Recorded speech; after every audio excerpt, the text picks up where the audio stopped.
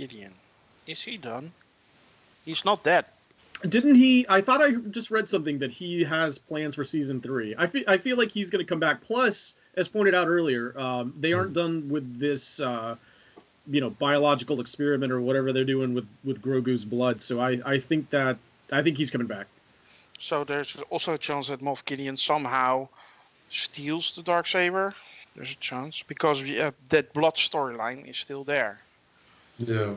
And what Moff Gideon said is something we have speculated on before. It felt a bit like the blood can help restore order to the universe.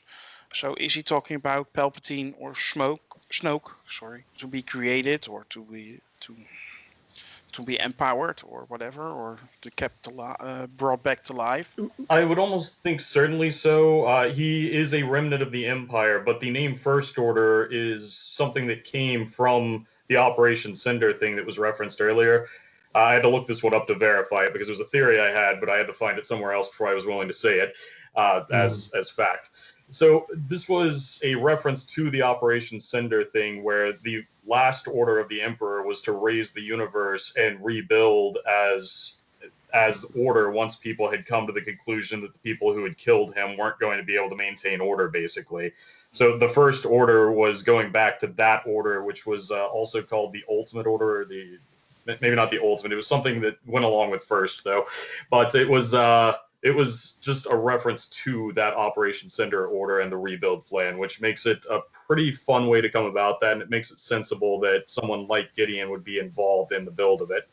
So do we think that someone's behind Gideon, or Gideon's like the ultimate guy? Like, I mean, there's still Thrawn, obviously, but I'm guessing Thrawn's now part of another faction, like leading another faction of the Empire.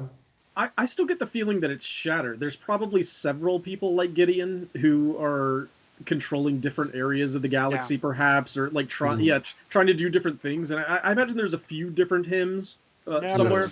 I have the feeling that indeed maybe Palps himself is behind Gideon because he's so after that blood, basically, and there's a reason for that, and they still need to unpack that. So that's my feeling. By the way, I yield. Grogu is not on the dark side. I yield. I was wrong. I was kind of hoping you were right. You talked me into it, man. Yeah, I actually also. But yeah, there's always hoping for season 3. But no, I was wrong.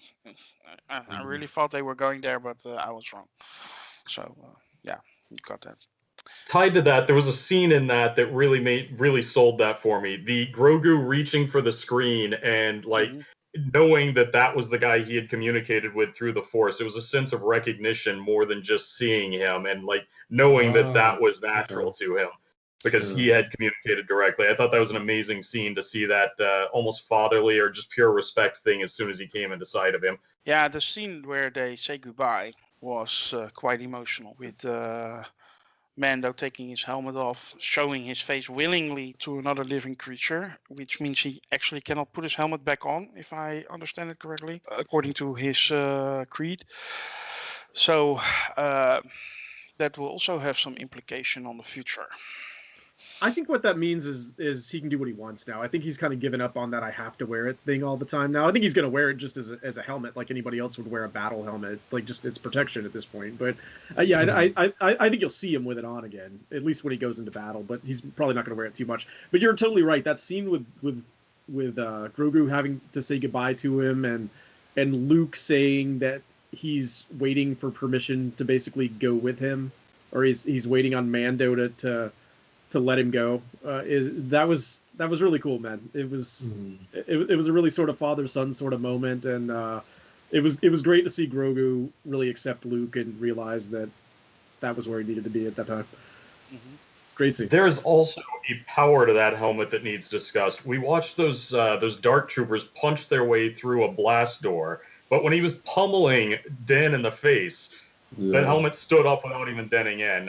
It did when he took his helmet off. You could hear a slight depressurization. So the idea would be that it is a pressurized helmet inside, which was helping resist, I suppose. But even so, that thing is capable of withstanding that kind of punch when they were able to go straight through a blast door after a matter of minutes. Pure Beskar. Yeah. I mean, you saw also the power of the Beskar steel in the fight between Mando and Moff Gideon. It got red a little, but it could withstand the Darksaber, which can slice through anything.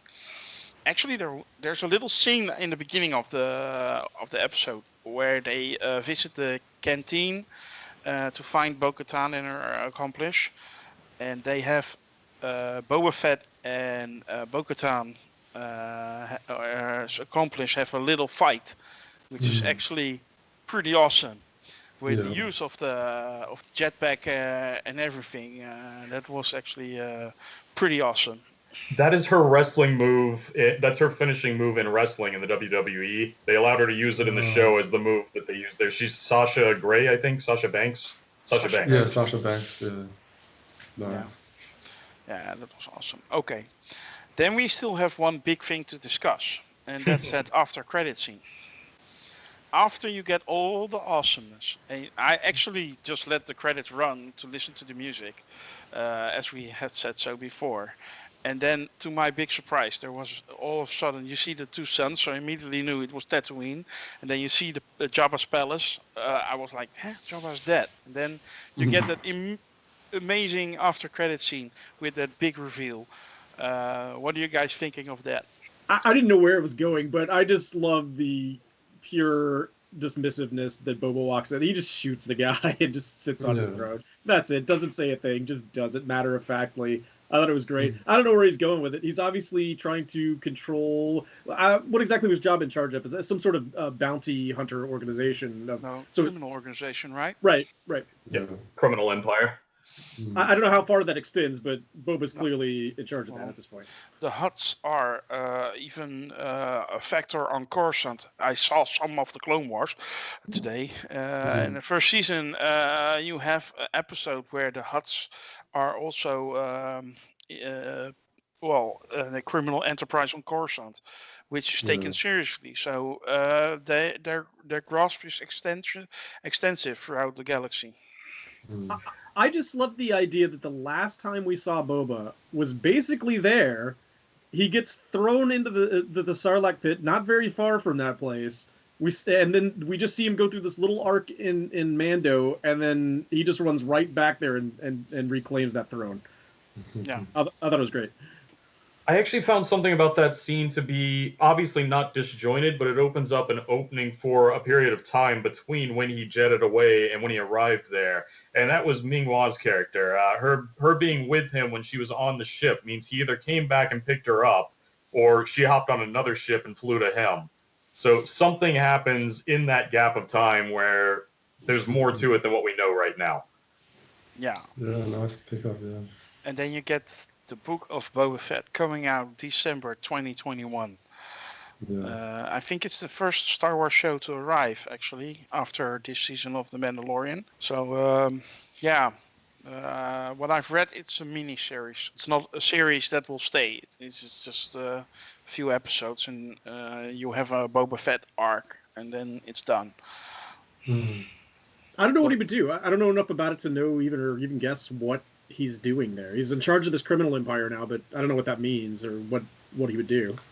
Yeah, I was talking to Stannis about this, and he seems to think that, because I thought maybe Boba might become an eventual enemy, but the thing is, what he was saying is that he believes that Boba will use this criminal empire to pool resources to get back Mandalore and help Mando and Bo to claim Mandalore again.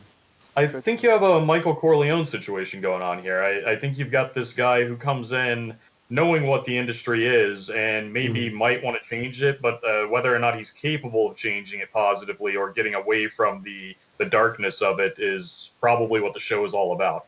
Yeah.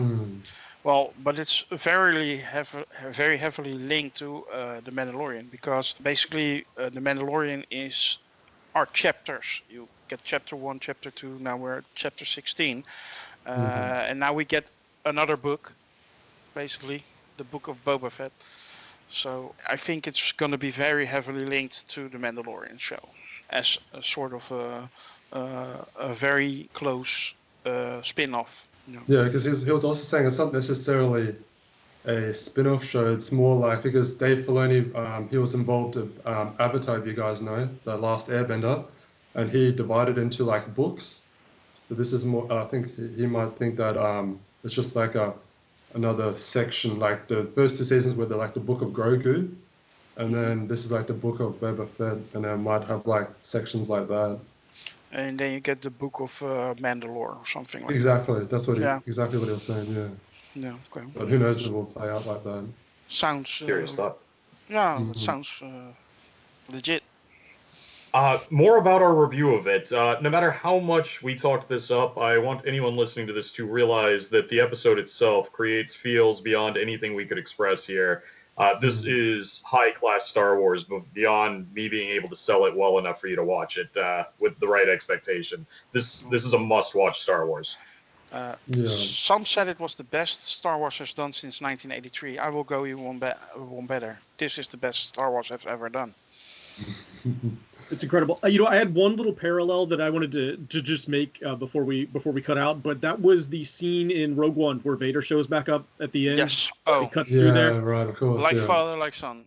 Yeah, this was the mirror version of that, and both of them were just awesome beyond anything. I don't know how I would describe the Vader one. It was just a cool, rousing, cheering moment. This is more of a just Vader cool, emotional moment, but Vader carved through the rebellion like they were not there, and Luke carved through the Dark Troopers like they were not there. They didn't stand a chance at all. And that made it so powerful, because you have that complete build-up towards those Dark Troopers being ultra powerful, almost unstoppable, and then comes a Jedi, and within 2 minutes, they're gone. He force crushed one of them. He could have made the whole group of them a giant ball and rolled them down the hallway Indiana Jones style. Yeah. Exactly, yeah. I actually am really blown away by this whole episode yesterday, and it's my number one thing I have ever seen on TV.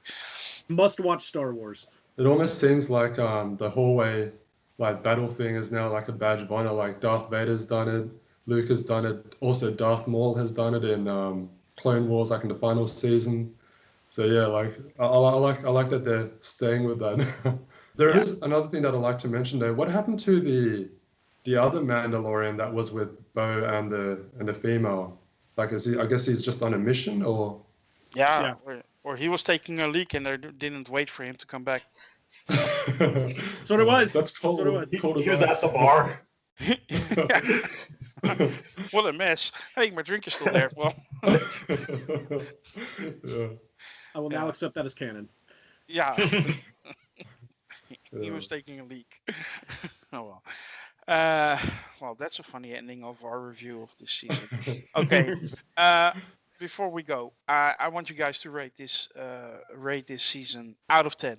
And I know Arch is not going to do this because he's going to make something weird up, but that's why I'm going to Biz first. Biz, if you have to rate Mandalorian season 2, what do you think? I'm staying with my rating, so 15 out of 10. 15 out of 10. Yeah. It had all the elements of a good RPG, and it did a great job of shifting him away from the profession he had at the start of it into his life, even from the first season on. This season alone, though, I would give a 9.5, the final episode, best thing ever put on TV or film. Arch? It's been incredible. So to me, and I think about this all the time, of what Star Wars is and where it's going, The Mandalorian to me is what Star Wars is. I look at it kind of like I did Rogue One, where it's a lot of smaller characters that contribute in a big way, often unceremoniously. They have big impacts in ways that most people aren't even familiar with. I love the fact that they didn't even know who Luke was, that Luke can show up, a character that big, and characters like Bo and Mando don't know who this is. And I think it just shows how big this galaxy is. I think it makes everything feel bigger. Like you said, I don't do ratings in terms of numbers, and I don't, but I gave this I gave this final episode a rating of something Luke said right at the end, and I'll stick with that. May the Force be with you. That is my rating. Nice. Oh, well. I am gonna give this whole season. No, first the final episode. I will give it an 11 out of 10. Nice. And Up top, yes. yes, exactly. It was there's absolutely nothing I can fault this final episode. It's freaking amazing. Peyton Reed, way to go, guy. And the whole season, I'm gonna be a little bit more critical because we had that episode 2, which was not so great, and so I'm gonna give it a 9 out of 10 for the whole season. That second episode shouldn't have been there. To me, it was a bit of filler, and that takes away from the awesomeness of the rest of the season. Because basically, from episode 3 onwards, we have been saying constantly, this episode was better than everything we've seen before. Well, that ended with this finale, which was actually better than I've ever seen before. So on TV. So yeah, this has been a great season, and I absolutely cannot wait for the rest of Star Wars, which we're going to talk about in a little while, and you will see that on the podcast of Champions later. With that, I will end this review of Champions for the Mandalorian Season 2. We will be back with WandaVision in a few weeks, and nothing else to do but wish you all a very nice weekend, and hope to see you on Sakaar. Bye-bye. Bye, guys.